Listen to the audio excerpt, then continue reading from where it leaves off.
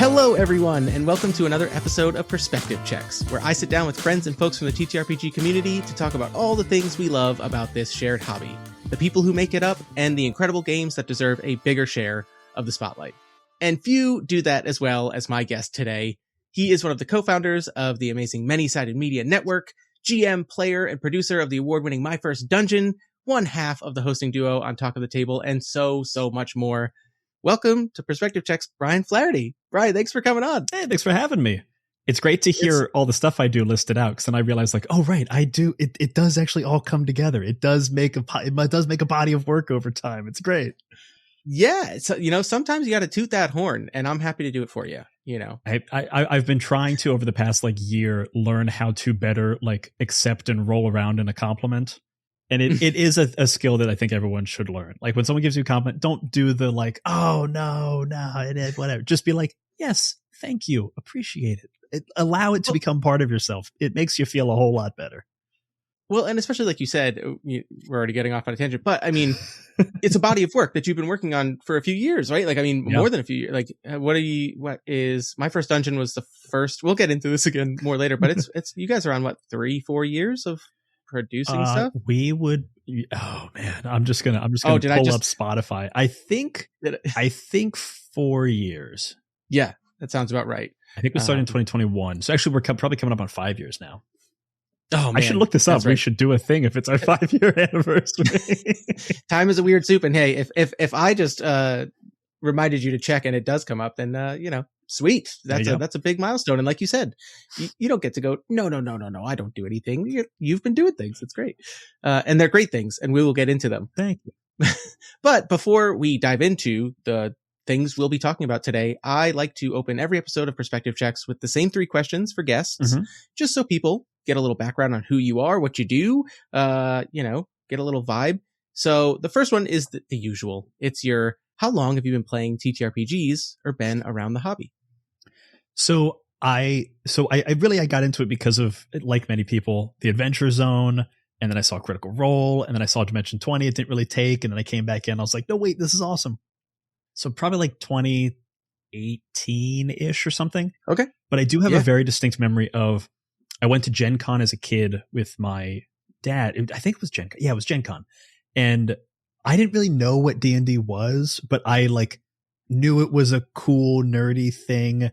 And I think we bought all the 3.5 edition books, and I took them home and could not make heads or tails of it. No one taught me how to play. I was just reading these big ass books, and I was what is this? And then at some point a friend of mine got it was one of the red starter boxes, I think for 4th edition. Yeah. And I remember they reprinted it. It looked like the old one. It did. For 4th edition. Yeah. And but it had so many pieces in it that it felt like a board game. And I remember he had this big kitchen table in his house, and we opened it up and put out all the pieces, and then we're reading the rules and had no, we were trying to do combat, but we were what is this? And we did it for 2.5 hours, having no idea what the hell D&D was.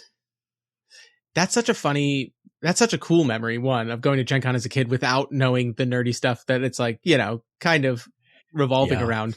And it's funny, I started with 3.5 edition when I just kind of got roped into it with some friends. And I remember the same thing, looking at the player's handbook and being is this a textbook? What am I looking at? The textbook is absolutely correct, because there's no other book in your childhood library. It's either picture book that is that size, or it is textbook. And the size of a D&D book is much closer to textbook than it is to picture book, let me tell you. And it's got a lot of numbers. Yeah. I just remember all I needed though was to see the iconic druid in 3.5e, and I was I get it. I'm whatever that is. That's me. Sure. That's me. I'm the nature hippie. That's me. I'll do that forever. That's so great though. And then coming back to it in 2018. Yeah. I mean, I remember grad school, 2016, moved back up to Maine, living alone, had no clue anything. And I just found Critical Role, and I was oh, this is going to define me for a little while. This is going to be it. Yeah. I think mine was very much the Adventure Zone. And so good. The first, especially the balance arc, is the one that so many people point towards. And I just moved to New York, and I've told this story in a bunch of different places, but I really like it, is that I was listening to the first couple episodes, and it's like, it's good for the first while. And there's a certain point where it kind of like kicks into the next gear. Like they figure it out, and it's like Griffin starts to get more into it. And I remember like two moments, like exactly where I was in the city and what I was doing when I was listening to this and it happened. And the first was on 23rd Street, and I was like walking to the C train, so like a long walk. And it was the first time there was a like true music cue in the Adventure Zone. And I remember like walking and being like, oh, like gut punch, like, whoa, whoa, like, cause they hadn't done that for like, I don't know, 10, 15 episodes or something. And all of a sudden there was like a swell of music right when something big happened.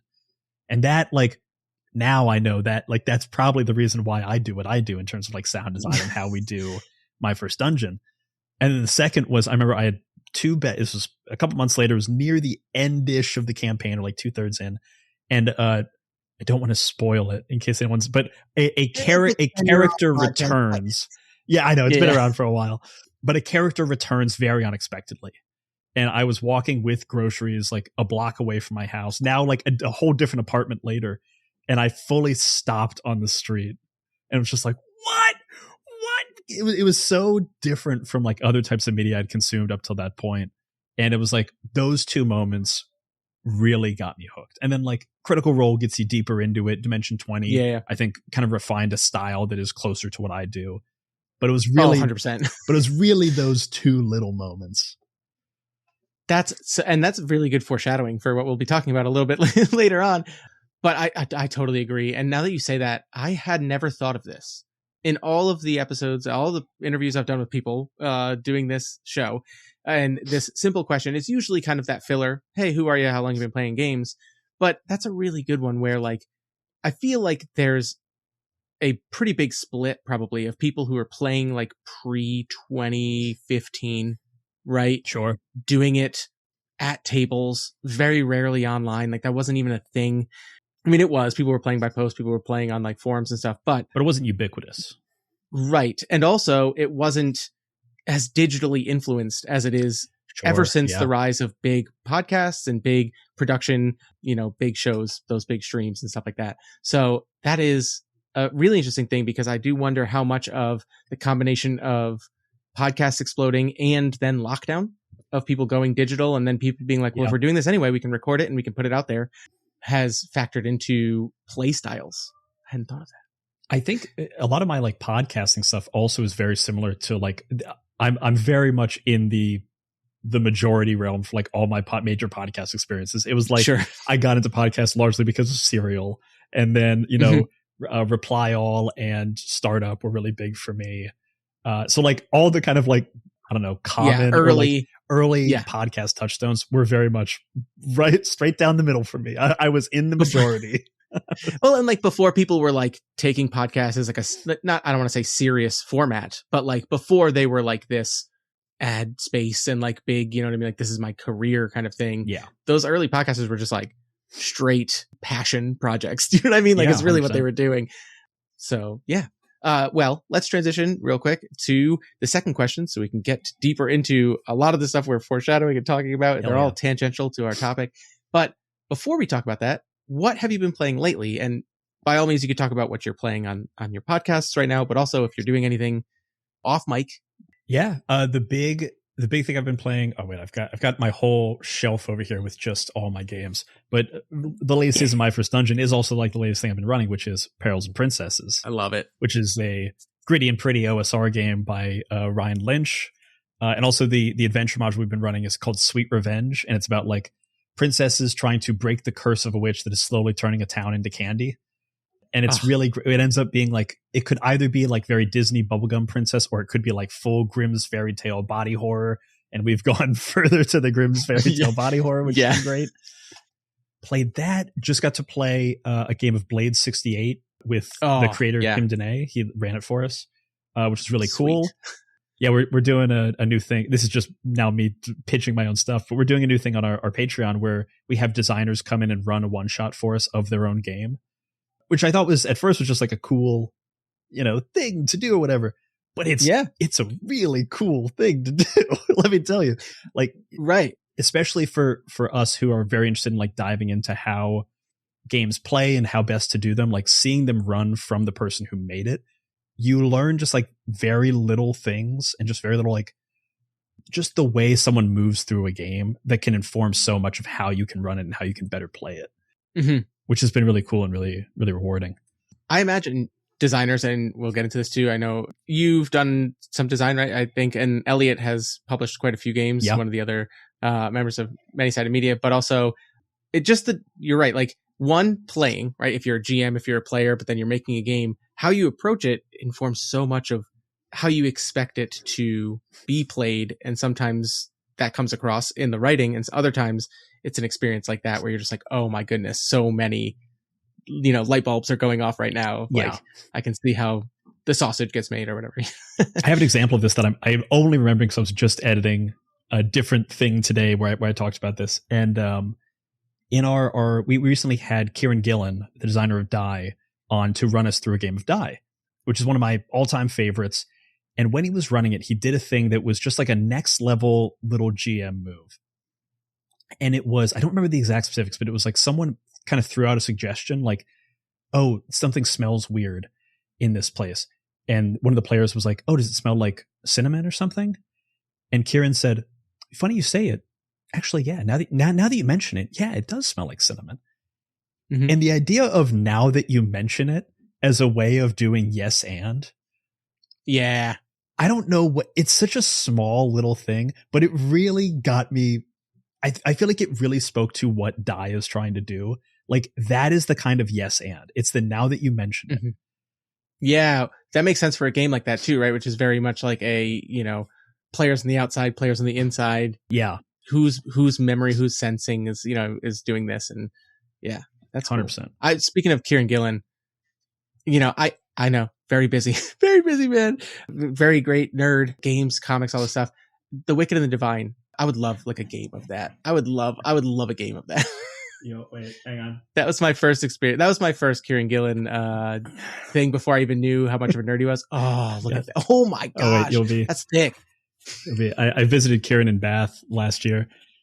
Got a personalized thing in this. I have amazing. Not finished this. I've read about half of it. Yeah. It's wild. It actually played a lot into a campaign I ran for my coworkers. We just finished a 3-year campaign where we play at lunch 2 days a week for an hour. That's so rad. More people should do hour games. Oh, it's actually the best thing for pacing. Honestly, from a GM perspective, you pretty much just like write down like 2 bullet points. You're like, I want them to go here and then meet this person or whatever. And trust me, you're going to eat up an hour just being like, here's where you are. And here's this person, I've been, sorry. Finish what you were saying. No, you're good. I was just going to say, The Wicked and the Divine played a big part into like how we ended up building the cosmology, because it was like a touchstone for a few of us. And we ended up doing a thing where like I turned traditional fantasy storytelling on its head, where it was like, instead of ending a campaign where you kill a god, like in session like 3, one of our players became a god, and then that came with a lot of problems that everyone had to then like deal with. And it was very fun. But anyway, I will say, for anyone who was wondering what I was just holding up there, if you're for an audio on the audience, I got the Wicked and the Divine compendium, which is a graphic novel compendium from Kieran Gillen. And imagine the thickest book you've ever read, and this is thicker. I've got a bunch of thick books all around me. This is the thickest book I own. Yeah, when you grabbed that, I was like, "Oh, cool cover." And then you turned it, and I went, "Oh my gosh!" It's. I had to carry this on a flight, and it was like a problem. I had a thing I was going to say to that. Oh, our work games. I really want to start, because I don't have like a home game right now, and I'll every now and then someone will like ask like, "Hey, do you want to play a game?" And I try to as much as I can, but like 3 hours for me at the end of a work day when I've been doing TTRPG stuff all day, it's kind of more than I want to do.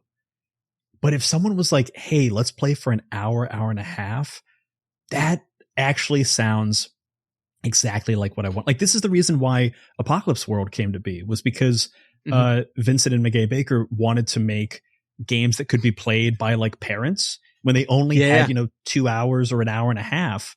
And I'm like, we should have more games that are trying to fit in that like hour, hour and a half, 2 hours instead of 3, 4, 5. 3, 4, 5 is great, but I can do an hour and a half any day. Yeah, exactly. 3 hours. I've actually tough. I've been training my home group that meets every week to like, we've shaved the time off of, because we don't play in person anymore. If we were playing in person, we'd play a lot longer. Sure. But now that we play strictly digitally, we've been shaving it off, and we're down to a cool like 2 hours max. And it's so refreshing to just be like, in a weird way, there's almost like this cognitive shift too, when like, if you know you're showing up to only play for an hour, hour and a half, or 2 hours max, you almost go like, okay, we're going to turn the, like, you don't have to not be silly, but we have to not get distracted so we can actually like go. You know what I mean? Like, we don't want to end the session and be like, all we did was like 10 minutes of in-world stuff. And sometimes you can do that, but like, really, I find that people show up ready to like hit the road, like hit the ground running. And that's been really cool too. Sorry, we got off on a tangent. No, you're fine.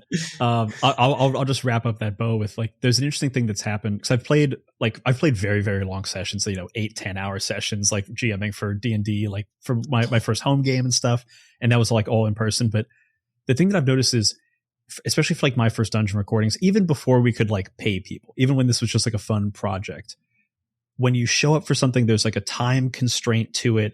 There's microphones on or whatever.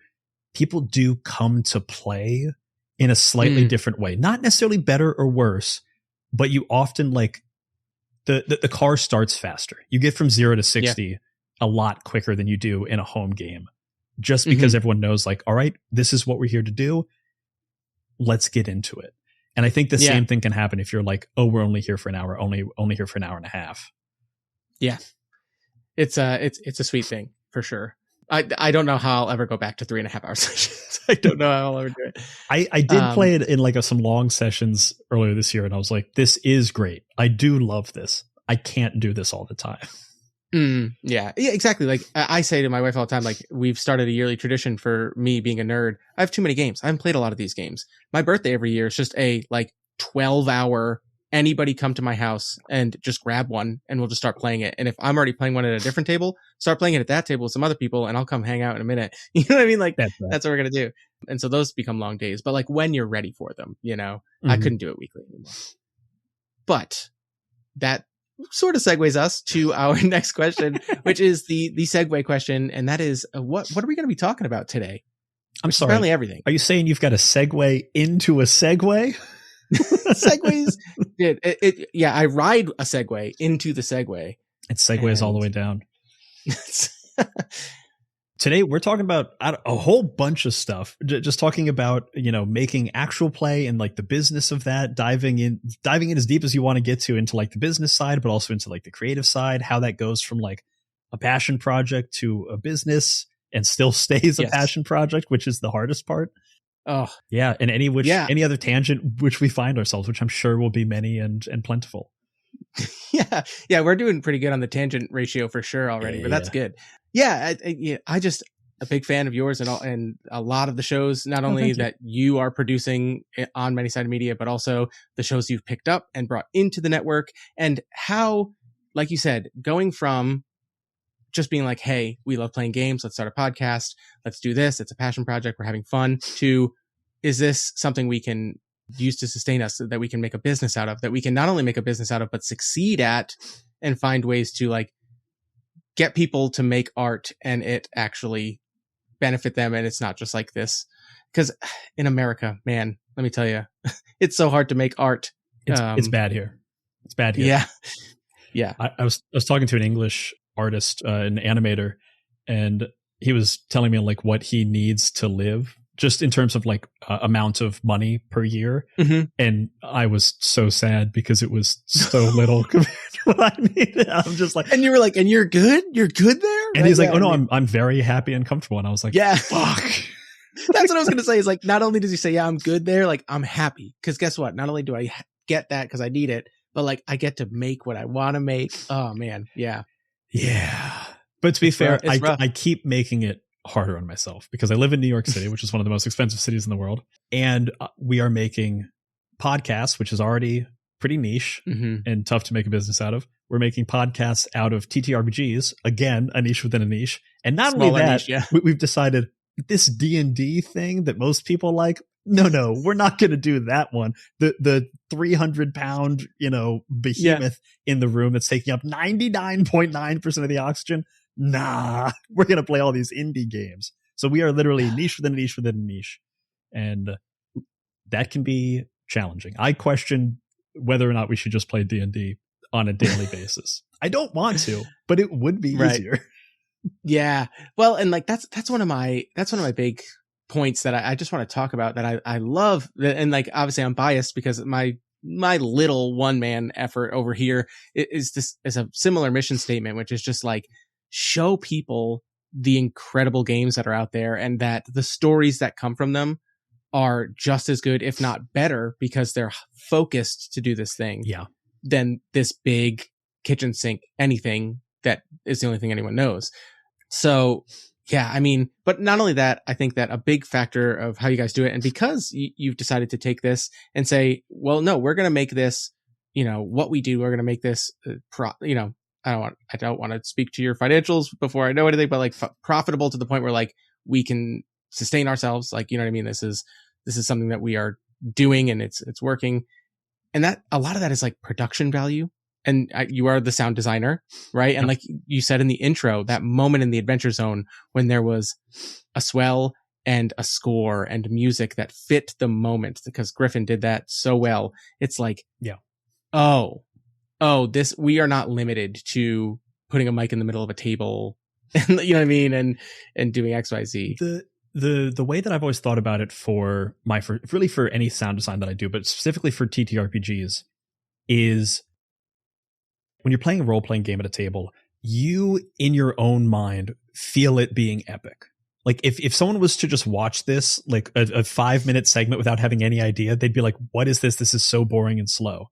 But when you're in it, you feel the music swell. You feel the like, shoo, shoo, of the arrows flying past your head as you're like, oh my God, roll a check. Oh no, I failed. Someone come and grab me. Death saving throws, all this stuff. You can feel that. You feel the tension. I mean, like the place where the memories of these stories get stored in your mind is the same place of like real memories. Like it's very visceral. But when you listen back, especially to someone else's game that you weren't there for, you don't feel that necessarily. And all I want to do with the sound design, with the music, is to try to bridge that gap as much as I can. So you feel like you were present in the game and having those emotions and having that thrill of a nat 20 or that like terror of a second death fail. The closer I can get you to that, the more fun you're going to have, and the more you're going to have like the true experience of what people felt at the table. It doesn't need to be fully immersive, though often we kind of like aim for a lot of that. Yeah. Do the best. Yeah. I mean, that's just like fun. But even just using like a little music swell at this point, a little bit of like background music, just a little touch of stuff, all of a sudden brings you from passively listening to kind of like actively experiencing. And that's when you get to like unlock the magic of TTRPGs. It almost cues the listener in to things that are going to be changing and like that those players felt, right? It gives 100%. Them an emotional cue to latch onto and be like, oh, something's going to happen here. And then they care more than just, that was a cool moment. Yeah. And I mean, music is a cheat code for, and like look at any film, like music is a cheat code. There's a reason that Steven Spielberg movies are so great. It's because he has amazing John Williams scores. I mean, there's other reasons, but that's one of the reasons. It's a big one though. It really is, for sure. Yeah. As a musician, I'm very much a fan. I try my best to also put music underneath and stuff like that, but it's a lot of work, and just, you putting in that work to find those moments, and then not only find those moments and go like, we need a swell here, to find the right music, to find what fits, to find, all these things. It's I don't think people realize how much goes into it. And it's, like you said, you do it for the passion, you do it for the love of the craft, but also, and I think this was a thing I wanted to talk about, which is like, you'll get that in those big productions of those D&D podcasts, those D&D streams, because they got that D&D money. You know what I mean? Because they got, but like the fact that you are so dedicated to doing it with these games like Perils and Princesses and the Wild Sea, which had the shanty that was like, so, oh my gosh, like, the Wild Sea we went crazy on. Ham, yeah. for anyone do kids still say that? Oh no! See, I did the thing where like I'm no longer in the kids. I'm not. Yeah. For anyone who doesn't know, The Wild Sea is a game by Felix Isaacs. It's distributed by MythWorks, and we did a season of it on My First Dungeon. And the Wild Sea is you are playing as like cactus and mushroom people sailing on chainsaw powered ships that sail across an endless treetop expanse in a world where like water has disappeared, and you are like exploring and trying to like defeat leviathans and explore the world. And there's like a line in the book, like literally like one line that mentions something about, because you're like pirates and you're sailors, there aren't sea shanties in this world because there is no sea. Rather, there are tree shanties in the world. Oh, so good. And so I was a player in that season, and I was immediately like, oh, my guy, all about tree shanties. And because, you know, I was also a basic bitch in the pandemic, I also got into sea shanties for a brief moment. Oh, yeah, that was a big thing. That was a great moment. You know, we had some, you know, sourdough, and then we had sea shanties, and then we had Jackbox there games. There are worse things to go viral than sea shanties. Worse things. For sure. And I said that, and one of the other players is Jay Stroutman, and they're the GM and sound designer for Planet Arcana, which is a fantastic tarot-infused actual play. It started as D&D, but then they kind of like created their own system. Very cool. And Jay is a professional touring musician, like a bassist. And I was like, oh, I'm going to do tree shanties. And my plan was just to like kind of skin over or like classic sea shanties. And then I sang a shit. Yeah. Yeah, basically. And then Jay sent back an original tree shanty. And Jay has like a gorgeous voice and is a composer and all this stuff. And I was like, oh shit. So now I got to go. So then me and Jay collaborated to make like 8 original in-world tree shanties. These are all available on Spotify. You know, go check them out. Whispers of the Wild Sea, I think is the name of the album. But then I got to like sing them in the show. And it's like, we got really extra with that season, which was a lot of fun. Yeah. But I mean, it's the kind of thing though, that I think I don't want to say, because I don't want to put this responsibility on anyone, but I think that more indie games need that level of like someone being like, we're going all in. Like, yeah, you know, this game, sure, maybe it had a really good crowdfunding numbers, and like that means it got to 1,000 people or more, or like, you know what I mean? Yeah, whatever. Like it's in a lot of hands. That doesn't mean a lot of people have played it. And then even of those 1,000, you're not going to get all of those as listeners, but you got to get other people. And one of the ways to do that is to put out a show that no matter what you're playing is engaging to listen to and just feels so intentional, and like the production value just draws people in. And I'm a huge fan of how you're approaching, like you said, niche within a niche within a niche. Yeah. But you're not treating it like we could phone it in, because you're whole assing it, if you will. The pitch that we make to potential sponsors, because we always like, when we're coming up with a new season, we look at the games that we want to play, and we'll kind of narrow it down to 1 or 2, and we'll often approach those publishers and see if they'd want to sponsor the season. The way that I always kind of pitch it is, we're going to make a Dimension 20 style thing, or like we're going to make the Dimension 20 of Wild Sea. Like, what if Dimension 20 played Wild Sea? What if they played Orbital Blues, Slug Blaster, Yazeba's Bed and Breakfast? Oh, yes. Because I do think that all of these games are fantastic, and they deserve to have that like super spotlight thing. And I don't want to take away from any actual player that like can't or isn't interested in doing this kind of post-production, because it's incredibly labor intensive, time intensive, and just like it requires a level of like, I don't want to say skill or expertise, because I like learned it just as I was going, but it's just time to. There's a time sink to it. There's a time sink, right, yeah. Exactly. And I feel like every time we release anything, we'll have like, there'll be someone on the internet who's like, I don't like beeps and boops in my actual play. Like, I don't want music. I just want like to hear people playing. And that's a very like, my first thought is always like, hey, fuck you, man. like a little bit, just a little bit, because I know like, how is this hurting? Right. You know? Yeah. But I get it, because there's some people who want to have a more fly on the wall experience, have a more like traditional podcast experience rather than audio fiction experience. Like there are times like, I don't want to listen to audio fiction all day. Sometimes I just want to listen to 2 people talking. So I totally get it. And there's still like great stuff to be done in that space, but I do want to give people like that blockbuster experience of, let me show you the height of what it could be. And then you can play with whatever, you can play anywhere on that mountain, but let me show you what I think the peak could be. And hopefully you'll have fun enjoying it. That's such a good way of putting it, right? Not to bring it too close to home here, but like, I started as a member of a streaming group that I still play with regularly, and they're in the middle of a very long RuneQuest campaign right now. Ooh, They nice. ended up, we used to be rotating GMs, like 4 or 5 episode series, just like real short, we have too many games, we want to play them. And then they all fell in love with RuneQuest, and I just had a kid and I was like, this is really hard for me to commit to. But it's funny too, because like as the sound person, like I'll edit the audio for them, but I've talked to them about it and they're like, oh, we don't need you to like go hard. Like we want to present like a, what this game feels like at the table kind of experience for people. Like they want to be like the, we don't want to feel like it's out of reach for you to play a game like this. We want it to feel like that. And it's funny to me because then I do my solo stuff and I'm like, okay, I'm like stressing over like, okay, I have like 4 songs. I need to put this one here and I need to like swell this here. And I do the same thing where I'm like, I want people to like feel the flow of it all. And there's values to both of those things, but I love your way of pitching it, which is that I want to show you what I think the peak, like what the height of this could be. So that way you get so stoked about this game, right? Like, I think what it might be is I think that doing that extra work and doing the sound design and putting out a polished product like a Dimension 20 or like a, my first dungeon level effort to be like, this is what, this game feels like. Maybe it's audio dramaed a little beyond like what it feels like at a table, but it's the kind of thing that when someone listens to it and goes like, I want that game because that's doing a thing that I want to do.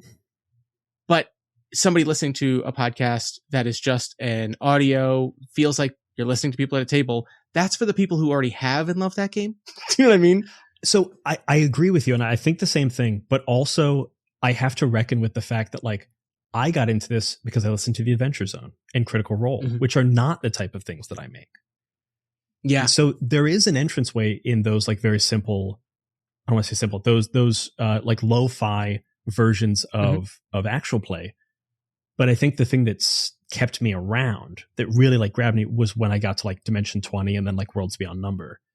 Like those were the things that really kind of like elevated it a bit for me in a way that I don't often go back to a lower fi, like just I don't want friends at a table, like just a Critical Role style thing. I should like re-experience that and see if my taste has truly changed or if I just like haven't tasted this thing over here in a while. It's funny that I was so late to Worlds Beyond Number that I'm like, I'm still only in like, I still like, I'm only like halfway through the first season. And because my friend brought it up and I was like, oh, isn't that? And I thought it was something else. I was like, oh, isn't that this other thing? And he was like, no. And then I was like, oh, I got to go do this now, But yeah, that's like audio drama really, really to the level of like story and then occasionally like roll, that's it. Like, but like really they're living in such a story. Yeah. It's wild. And actually like a good combination of things as of today, as of recording, they're about to release Solari, the first episode of Solari, which is Abria Iyengar's like next major campaign, which they just announced they're using the Stillfleet system. So they're using an indie game rather than D&D for this big campaign, which is like, so I fucking love to see like Stillfleet's a very cool game. And like those folks are really nice and great. And like they deserve to get some extra flowers from people making a really cool thing. But now it is just like one more major production that has a lot of love behind it with an amazing cast, an amazing production team, that is saying like, hey, these other games are also interesting. You should go check them out. Maybe you'll be able to tell a different kind of story than what you're used to be telling. Not necessarily better or worse, but different. Yes. And honestly, that's the thing, right? Is like, not every game has to be this like heroic, whatever. It can be these really interesting explorations into other genres through game. That's really valuable. But then, I could see how you're looking at it going like, competition. Oh, you Brennan Lee Mulligan. No, no, they're great. Of course. I'm just teasing. I would never say I'd like, I have a healthy bit of competition between me and Taylor Moore, who's a good buddy. And I love like seeing all the great stuff that he's done. That is a person that I compete with, like in my own mind of like, that's the sound design side of things, or from the sound design of things and from just like the level of production. Like that's definitely a level that I always strive to get to. Yeah, and it's good to have people that you can like point at and be like, oh, like I really like how this person does this thing. I think I might edge them out on a couple of those other things, but like you look at them and just kind of like, and as long as you have a friendly relationship with that person, or at least like are in contact, it's good to just kind of push each other to even always just get better, Yeah, 100%. He just so Taylor like famously learned composing to do Worlds Beyond Number. Like he learned how to compose original music Whoa. in like a very short amount of time. And I generally, for my first dungeon and for like other stuff that I've done sound design on, use like pre-constructed sounds. It's pre-constructed music, and like lay it in. Like I'm a collage artist rather than like a sculptor. Mm-hmm. But Taylor's been trying to get me to do original music for a while, and he just gave me like an old MIDI keyboard that he has. And so now it's just sitting on my desk, like taunting me, saying like, come on, just learn a little bit. Just learn a little. I did a one player one shot. So like my podcast for actual plays, mostly solo stuff, but I did a one shot where you play as like a jazz pianist, and they're like, death is like, you have to go investigate these people who like should not have died, and like that's because I can't reap you for some reason, so you're going to work for me. But he's a jazz pianist. And I was like, I have a piano downstairs. I'm a bassist. I'm not a jazz pianist at all. But I like brought it up. I brought up like this big keyboard, and I'm like putting it here, and I'm like, oh God. And then I start playing it. And I'm like, I can't put this in. I'm bad at piano. But wow, to like dedicate to being like, I'm going to learn this and I'm going to do this. It's funny that you mentioned that. I've like had a MIDI keyboard on my like, get this, just get it, Rainey, just do it for a while. And, but that's awesome. I'm going to do it soon, but really what I need to do is just like pick a weekend and be like, you're not doing work this weekend. You're also not going to have fun this weekend. You're going to learn a new skill this weekend.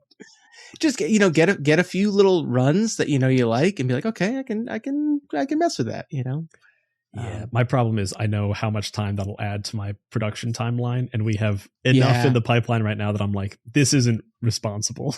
This is irresponsible. And you keep doing, you keep doing the way you're doing it, and then you occasionally maybe go like, I'm gonna just slide this one in. I'm just gonna be like, that's one there. One for me. Yeah, and one for me, exactly.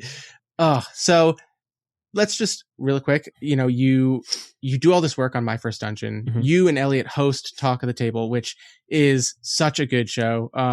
It's an interview show, much like this. You talk to like big name folks in the industry and have such good dynamic between the two of you, speaking with guests on there.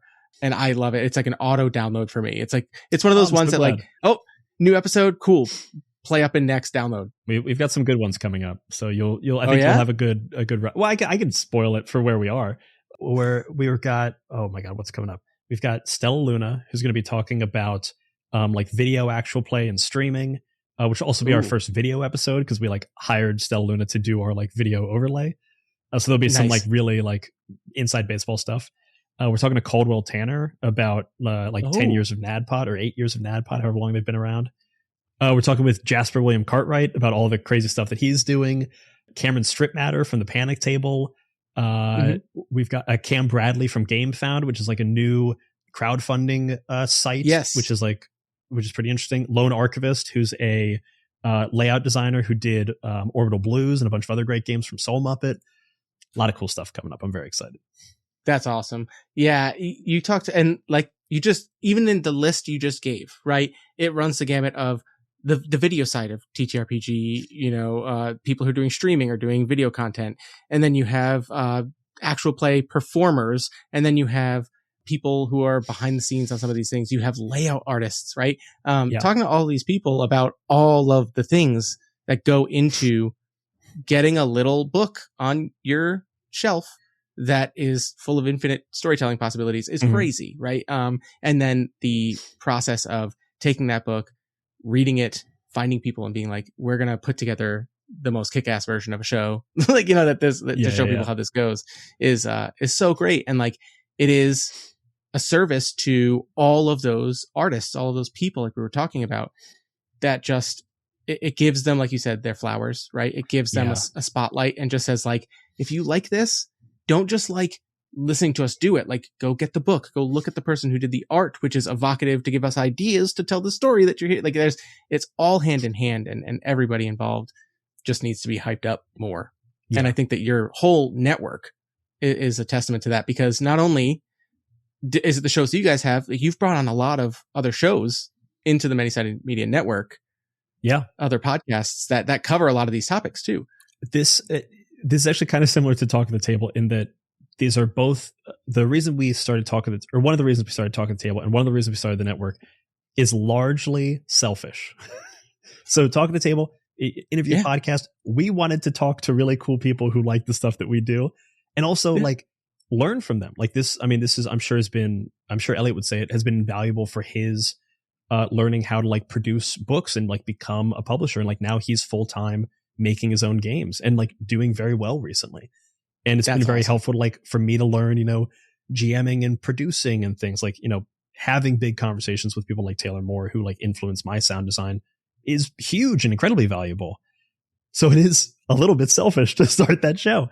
And the same thing with the network. What we wanted to do was bring in a bunch of actual play shows that are of a size that they likely would not be able to get on any other network, because most networks kind of have like a listen, like a per month listener minimum that is pretty high. Like really for them to make their scale, like, you know, a HeadGum or a Realm or something, it has to be in the X thousands of listens per month.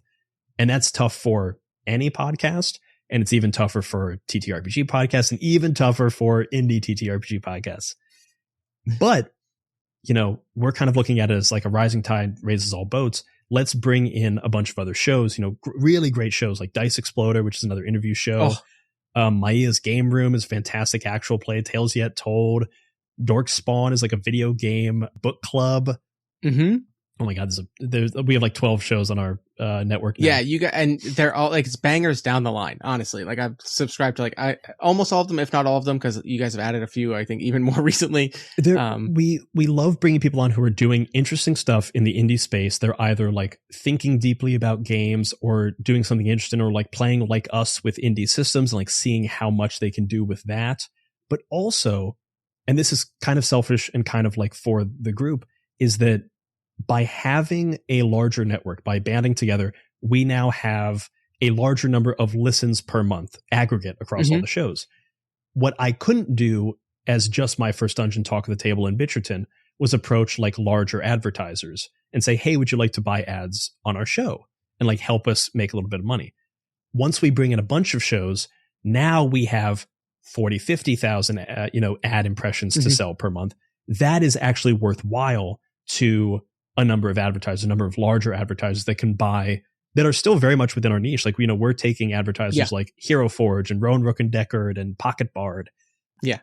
And so now, A, we can approach those sponsors, approach those advertisers and be able to give them an interesting proposition. And B, now these very small shows, which would have a very difficult time getting any kind of advertisement, now are getting some money from their show.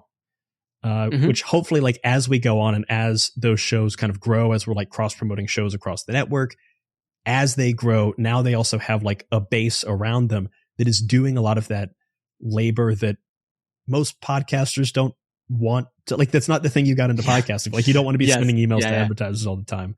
Like, let us take a lot of that burden on and hopefully allow you to make, just like, we're not going to change anybody's lives, I don't think, but just enough money to like make this a little bit easier, make it so you're not losing money, make it so you can pay your editor or your performers, or just be able to like buy everybody beer at the end cover costs. Exactly. Right? Yeah. Right.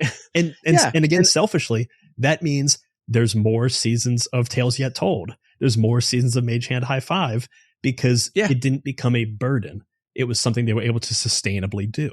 Right. You know, like we've been talking about this, you reach out to those people. I totally agree. Same thing. I emailed you and was like, hey, just throwing it out there, because like, big fan, if you ever want to chat. And I was like, oh my God, he said yes. I'm going to, okay, cool. You know, but it's learning, but it's also, it's connecting with other people who do similar things. And in the end, you learn something, or you have a good conversation and you feel inspired to do something new or try something different. And within the network too, like I've noticed, and I like this, where like I'll be listening to an episode of Dice Exploder and then I'll get like a mid-roll ad for another episode, or like another show within the network. And I'm just like, oh yeah, I gotta go check to see if I'm caught up on that, or, you know, it's like, and it works because that way, like you said, you widen your audience. Like maybe somebody didn't know that this was part of this network, and they didn't know that they could go listen to Bitcherton which I forgot to mention, but like, Good Society is like, I have a story about Good Society with my streaming group. Mm-hmm. I'm not a trad gamer. I'm like a very narrative gamer. But I remember when our friend pitched Good Society, she's like, I want to run a series of Good Society.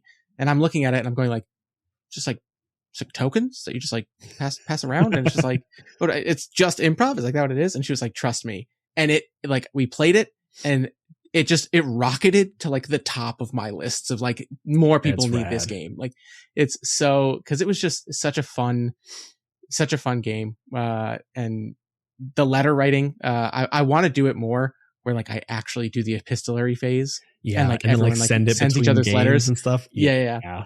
Oh, it's such cool stuff. But yeah, the network is so good. And you've gone and procured niches within niches within niches, but like you said, it's gonna rise all boats because there's a shared community here that I think, and you're finding people who have a similar dedication to production level. Yeah. Highlighting these games. It's so good. We're doing our best. It is. Let me be clear. We are not by any stretch of the imagination rolling in it. Or my I just had to talk to my accountant this recently, and he was like, "Oh yeah, taxes, yeah." And I was like, "Yeah, this is it, buddy." He's like, "Okay, listen, you heard it here, everybody. Go to Many-Sided Media, be like, bankroll this, whatever." No, I'm just kidding. Please give us money. For, though, actually, I will say something just kind of to anyone who's interested.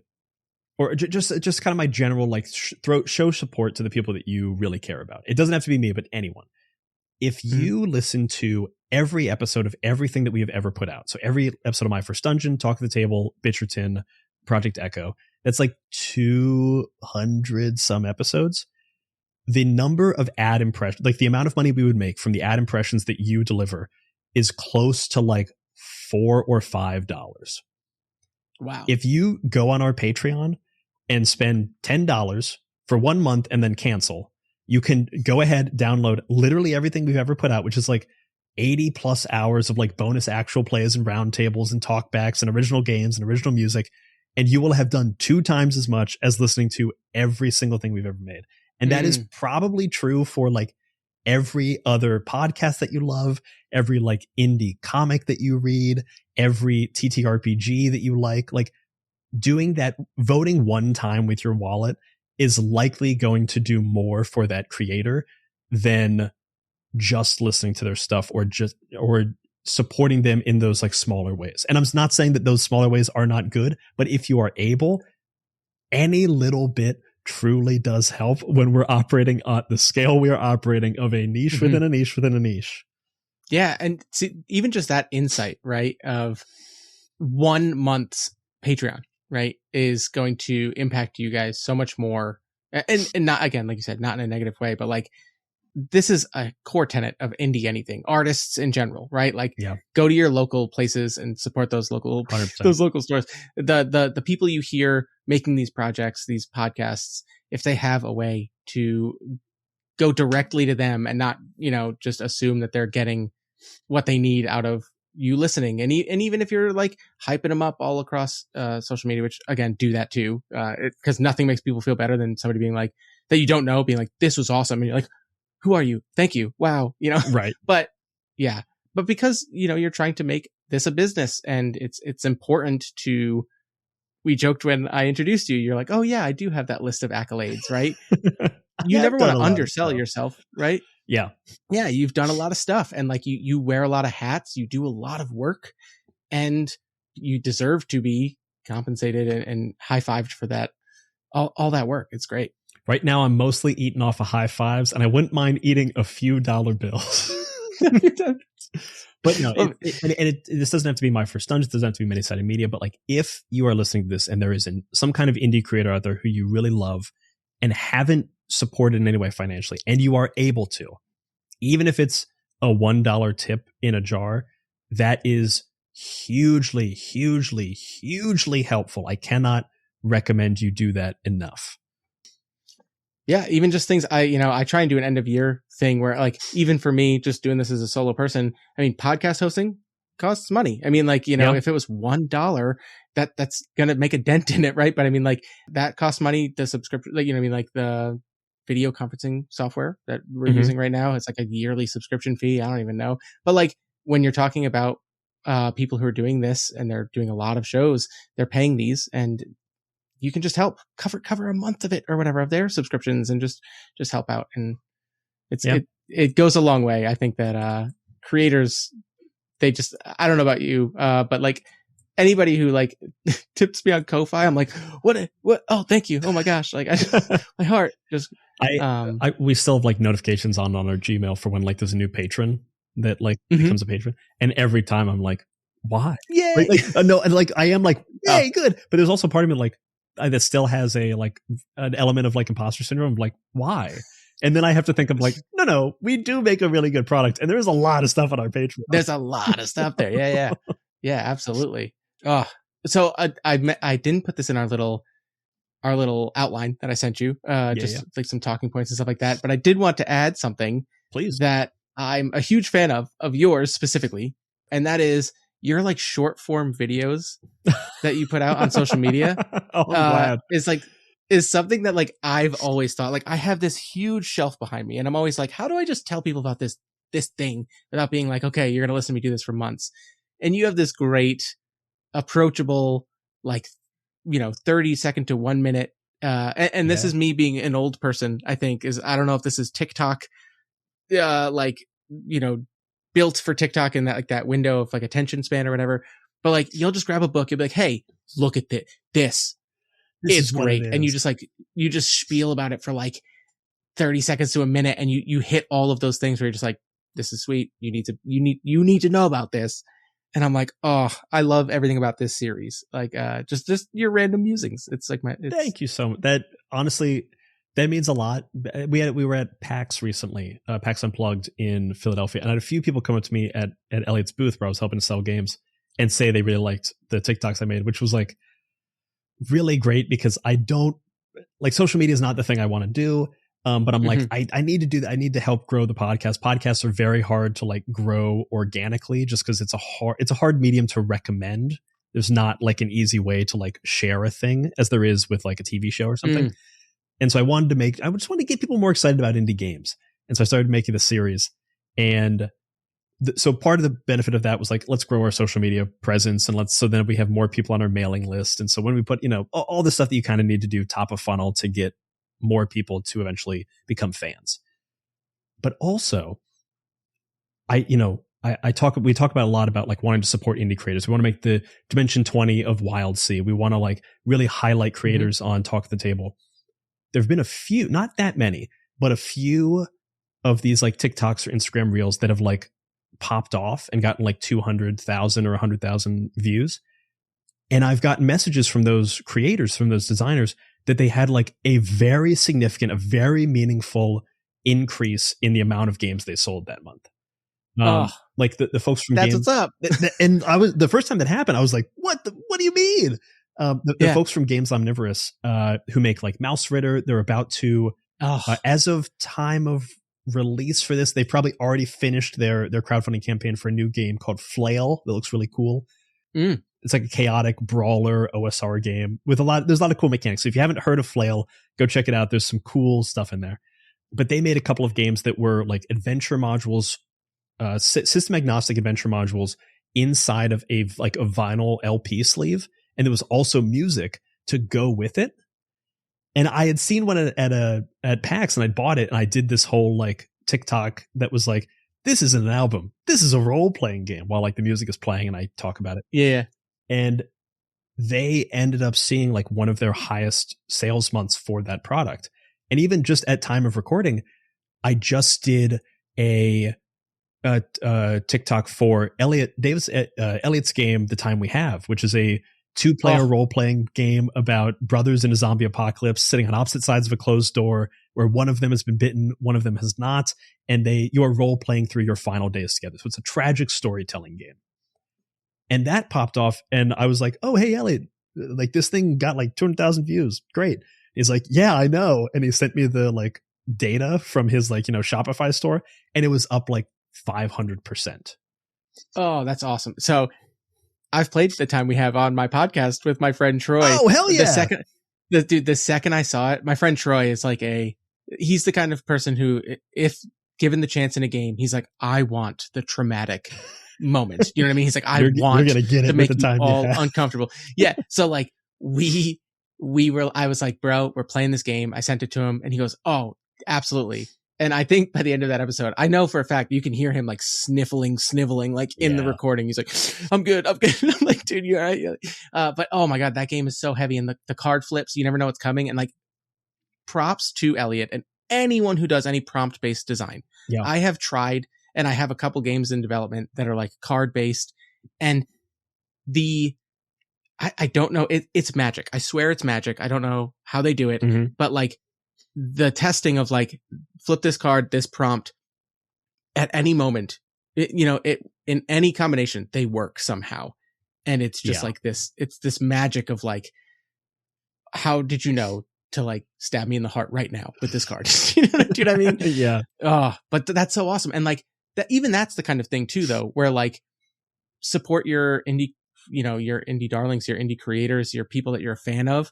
You never know when even just one post, one video, one thing of you just being like, this is great and I want you to know about it. Yeah. Might make a difference for them. Right.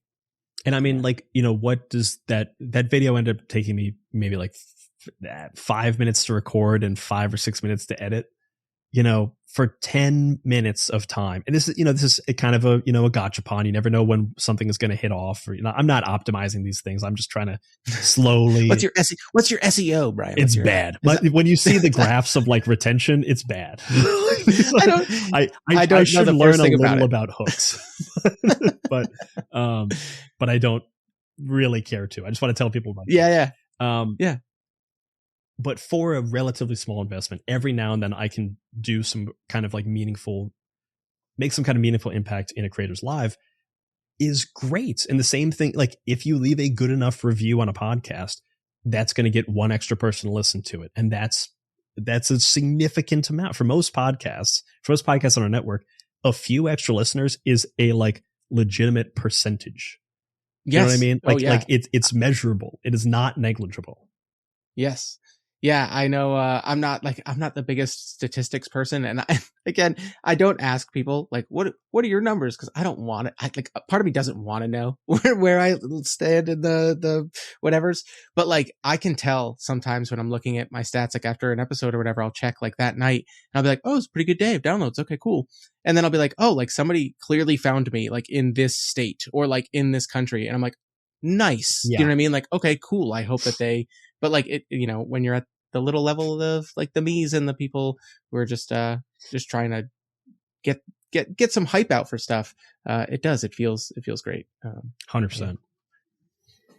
All right. I think that covers most of the outline. I think maybe we transition to closing questions. How do you feel? Yeah, sounds great. All right. Oh, I did want to say one other thing. Yeah. Real quick, because we put off the episode that's supposed to come out tomorrow when we're recording this, and we're swapping releases for my schedule. But your partner Abby is a member of the Many Sided Media Network, and I just have to ask, like, did you rope her into gaming and get her into the whole thing, or? Yes, I did. Yeah.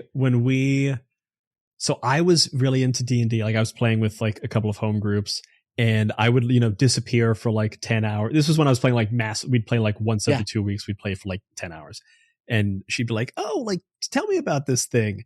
And I'd kind of like, tell her this stuff. And she'd maybe like talk to me about it a little bit. And then at some point during the pandemic, I was watching, I think it was definitely Dimension 20. I think it was Crown of Candy.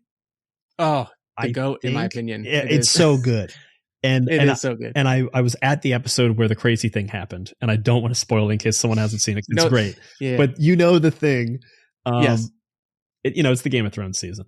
And I like came into the bedroom and I was just like, I need some shit just happened. And she was finally like, okay, like show me this thing. What's going on? Yeah. And she got really into Dimension 20. And then I roped a bunch of friends into like running a D&D game. She's like, oh, okay, cool. I'll try it out. We got one session in person, and then the pandemic hit, and then we played 52 weeks in a row Yes. during the pandemic, which was great. It was the longest game I've ever gotten to play. And so, yeah, very much pulled her in. And then, when we did a show before my first dungeon called 20-Sided Podcast. Oh, yeah. And it was just like a very standard D&D show. Started with like almost no sound design. And that's where like I put in one bit of music and I got really excited by how it sounded. And then I put in one sound effect and I got really excited by how it sounded. So, what was 4 or 5 tracks of audio quickly ballooned into 15, 16, 17 tracks of audio. Then we were like between seasons and I thought of doing this thing. Oh, why don't I teach Abby how to GM? And we'll do like a mini season. I'll teach her how to play. I'll teach her how to GM. She'll run a one shot. I'll edit it. And then we'll do like a talk back about what you could do better. And that became my first dungeon, which was just supposed to be like a fun side thing during this. Yeah. D&D What a show. cool concept though. Right. Really cool concept. And then we ended up doing it again and did it with Honey Heist and Shinnick Tessera, one of the other co-founders of Many Sided Media. Yes. Ran the game. And that was the first time I'd ever played a non-D&D game. And all of a sudden I was like, oh, these are cool. And then like very quickly I met Elliot, and Elliot played in our GM'd our 10 Candles game. I don't remember who GM'd our 10 Candles game. He GM'd our 10 Candles game. And then we even played his game, Something's Wrong with the Chickens, which is like a Honey Heist hack. And then we played his other game, Project Echo, which is a solo time traveling game. And I've got that on my list as a solo gamer. Like I have Project Echo on my list and I'm like, oh, it's good. Ooh, I want to find out how to do this. I want to find out how to do it for audio too, though. Like, and I know you have I think that you have a project coming up, right? Like a whole. We're doing it right now. Yeah. We're releasing. Yeah, how exciting. So Project Echo it's a time travel game where you are an agent in a time agency trying to chase down and destroy a time consuming entity throughout the course of a year. And in the game, you play, rather than playing in a journal like you do for most solo games, you play in the pages of a day planner. So which is so genius. So genius. I remember we were sitting at a cafe when Elliot told me about that, and I was like gobsmacked at how smart that was. But so for the podcast, we played. We're actually we're still recording it, even though we're releasing it. Especially because it's a time travel game that could pose a problem. Yeah. We're releasing the episodes, and each of the episodes are like 2 to 12 minutes on random days in the day order that they happen, but not in the story order. So the listener experience is going to be totally random and incongruous and maybe confusing. We don't know if this is going to work. It's just like a weird experiment we wanted to try. I can't. And that's so fun too, because like I love how you're approaching that, and like that might mean. And tell me, I mean, this might be crazy. I don't know if you can even do this. Could you publish an episode backdate in it? The past? Yeah, and backdate it. We could. We're trying like to that's like such a avoid but what a fun it, idea, right? For like people who cool. are following though, and then just like out of nowhere, just be like flipping through and be like, wait a second, there's an episode oh no, but it came you know what I mean? Like, and it just feeds into that kind of craziness of the game. I love it. It should be fun. I'm excited with this stuff that we're doing with it. It's just like a weird experiment in a way that we haven't experimented in that way with a show in a while. And so that's exciting format wise, and just like doing something that we truly like. Talk the Tables, an interview show. It's going to work fine. Do you know what I mean? This, we had truly no idea if it was going to, and we still don't know. Like it's March as of recording. And so it's too early to tell. I think it's going great, but it is a weird and wild show. Nice. Well, yeah. And this whole tangent started because I also roped my wife into playing games with me on my podcast, and she's that said, if it wasn't for her, I wouldn't have been a nerd, which is crazy. She introduced me to a friend, and then their husband was like, want to play D&D? And I was like, what is that? And then see you later. I was down the rabbit hole, but that's how it happened. But yeah, now I get to rope her in every once in a while to come play on the podcast, and it's a great time. And it's just nice to share that with your partner. So yeah, it's been really fun. All right. Well, now we can segue to closing questions. We just needed one more tangent. One more tangent. We needed to segue into the segue. We're a multi-step segue podcast here. There are segues into segues and niches within niches. You never just get one of anything. When you have two podcasters on a podcast, there's always a second thing. All right. So, first of the closing questions is my favorite, and it is, go as hard as you want with this. The listeners can handle it. Do you have any last bits of wisdom, advice, or homework for the listeners? Ooh. I knew this question was coming and I didn't fully prepare. But wisdom and advice are kind of the same, but it just feels like it flows right. Right. Wisdom advice or homework. So this is something that I've been trying to like actively do, and I think is maybe worthwhile for other people to like think about. Is for the past couple of years, I've been very much for longer than a couple of years, I've been very much a workaholic in a bunch of different ways. I used to work in film sets, and those were like, for my particular job, that was like 14-hour days. And, before that I worked in news, and that was very grueling. And then, building this business and like editing, I'm just working too much. I'm kind of always on. And I'm trying to more actively segment my life into like, this is work time. Let's close all that, like truly close it down, no phone, no whatever, and move into another area. And I think that's been something that it's a thing if you don't actively do, you will fail to do. You will end up doing everything at once and therefore doing nothing well. And so that's a thing I've been working on over the past couple of months. And then the other piece of advice that I love, because down in the West Village, on West 4th Street, or on McDougal Street, there is a cafe that's been there since 1927. And it's called Cafe Reggio. And it's famed because it has supposedly the first cappuccino machine ever in the United States. So it's this very old, very weird cafe. The owner's kind of a kook. He's always sitting there. But I used to go there all the time. I still do. I go there very often. I'll edit for hours and they don't kick me out, even though I only, order a pot of tea for like $5. But over one of the alcoves, there is a quote attributed to Edgar Allan Poe. I have no idea if that's the right attribution, but it says, "Go look a fool, 'tis the secret of a wise man." And it kind of pairs well with something I heard said recently, that like embarrassment is an underexplored emotion. Taking yourself to the place where you are risking something and possibly looking a fool is the space where you're going to find the most enjoyment and find the most growth. And that's, I'm a person who started a TTRPG podcast company. It is very likely that I, at many points before now, looked a fool and will still continue to look a fool after this. But I've grown and learned more from that experience and from taking that very big risk than I have doing other things in my life that were maybe more like wise or, or prudent. Playing it safe, right? Or like, yeah. That's great advice. I think more people need to put themselves out on limbs more often. If it makes you uncomfortable, but you're not scared of it, or even if you do, like, do get a little worried about what might come of this. But it's something that you just feel like you got to do. I think that like sometimes you just gotta take the chance, you know?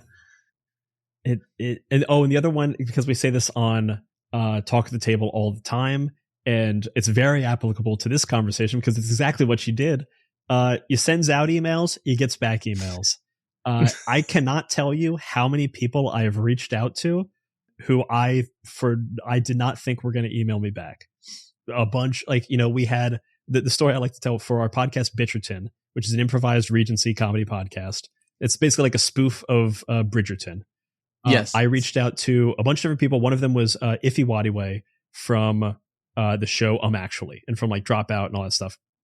And I sent him a whole big long email and I was like, "Hey, this is the show. I'd love to have you on the cast. All right, here are the details. Here's the pay, all that stuff. Are you interested?" And like a day later, I got back an email that said 2 words that was "Let's boogie."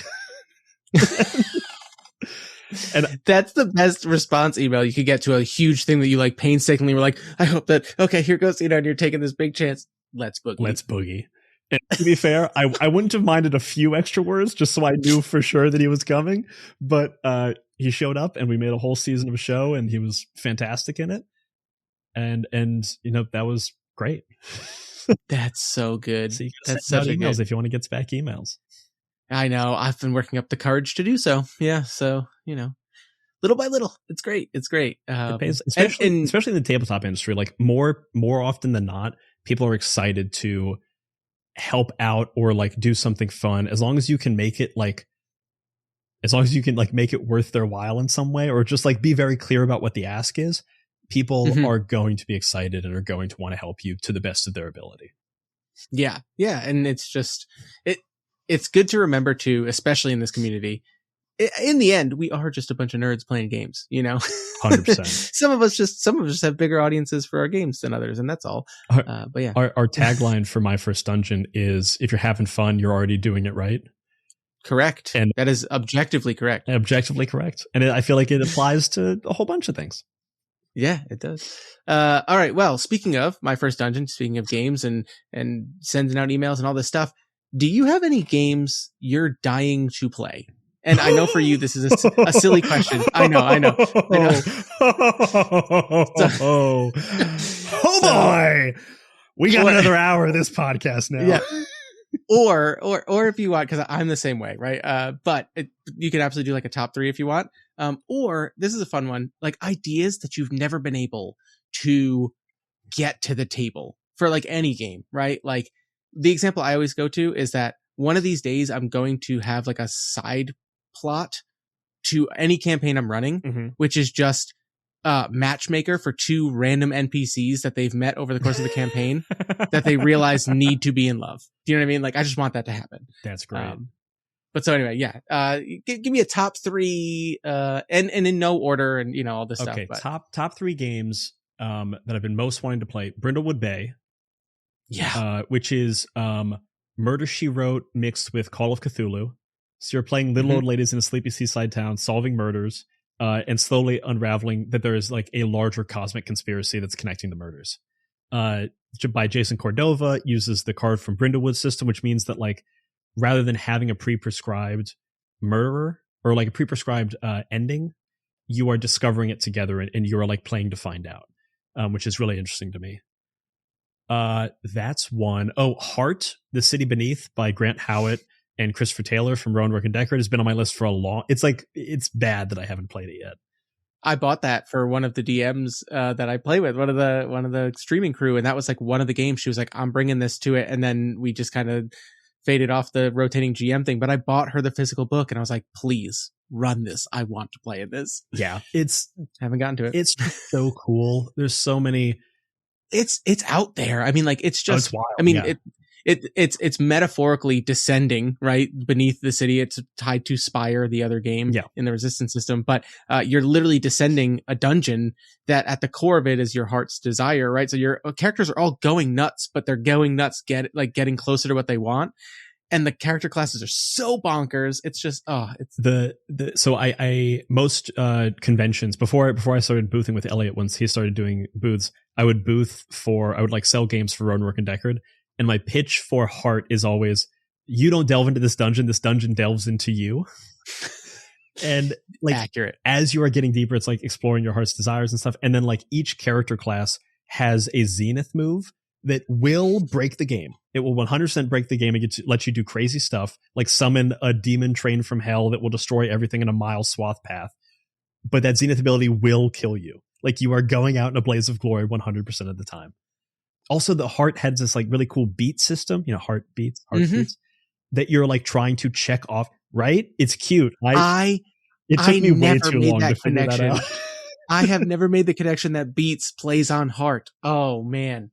But the heartbeats system is really cool. Like to advance your character level, to get more stuff, you're trying to check off certain beats. But beats could be things like push someone from a tall tower. And what's interesting about that is that the players can kind of like tell the GM at the end of a session, you're supposed to tell the GM like what beats you're looking to hit next time.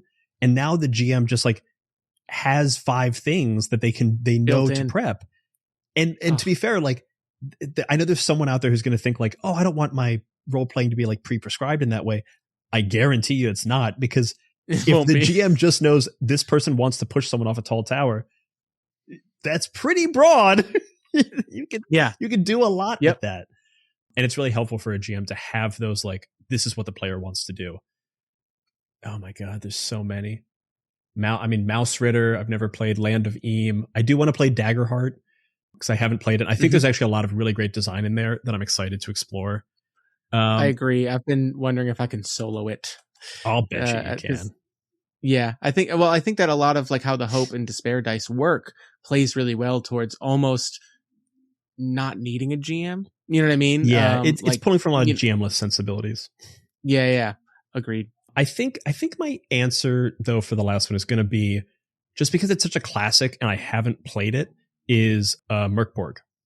Oh, yeah. That's a fun game. You can just my friends did Merkborg at a convention, and I think that between the three of them, because they're the kind of people who just lean in, lean in and play real dumb. I think they went through every pre-gen character sheet that person brought. That's rad. And they way to play. They just kept going, and I'm like, this is the best story of Merkborg I've ever heard. That's a fun one. And correct. All right. And so our last question is not a question, but it is simply tell people about what you got going on and where they can find you out there in internet land. Hell yeah. Real quick, before I tell you where to find me, I do have some homework for everyone who's listening to this. If you've gotten this far in the episode, that means you've listened to about an hour and 15-ish minutes of us talking. And that means you probably really like this show.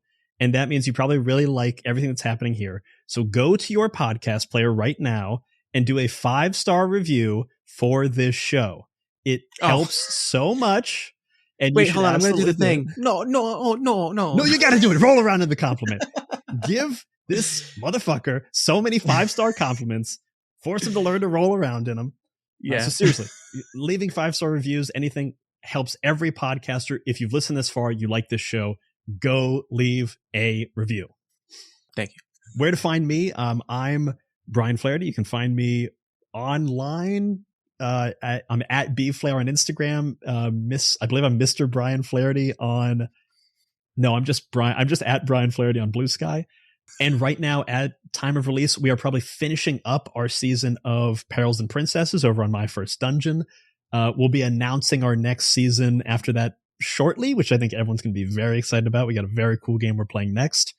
You can find us on Talk at the Table, where we're doing interviews with TTRPG luminaries from many different areas of TTRPG land, from designers to illustrators to performers to producers, even historians and academics. Yes.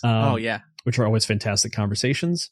We have Project Echo, our time travel podcast, that is also itself traveling through time. And hopefully by time of release, there'll be a few other projects that I can't talk about yet, but you'll hopefully already have heard about through the sphere. And also, if you're interested, check out the Many-Sided. So go to manysidedmedia.com and check out the Many-Sided Network, which is a whole network of a bunch of TTRPG shows. If you like this show, there's something else in our network that you're going to love. If you're looking for your next actual play, it's a great place to start. Lots of really high production value, a lot of people playing indie games, a lot of people doing weird and wonderful things with role-playing games that I guarantee you haven't seen before. So definitely check out all the shows on the Many-Sided Network. That's most of my... Oh, also a fun thing, I got to do some sound design for Worlds Beyond Number recently for their Flight of the Icaron arc.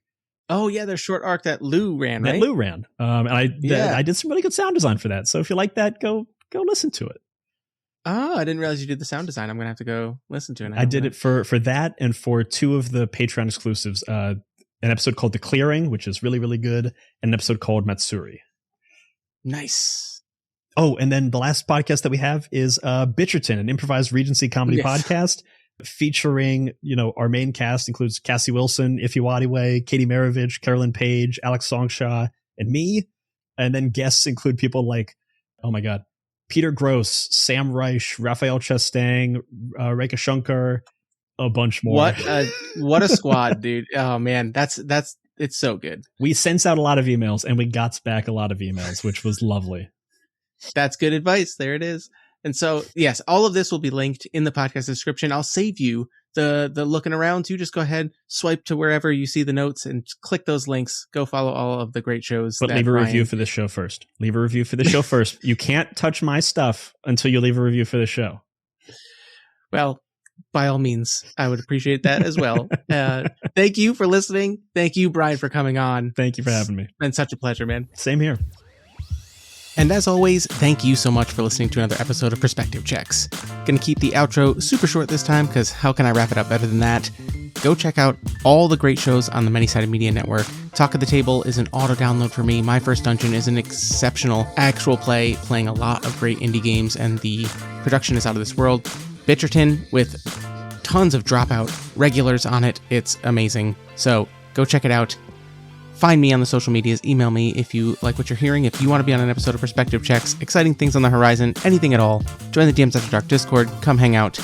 And until next time, send emails. Get emails. I'm going to try and take my own advice.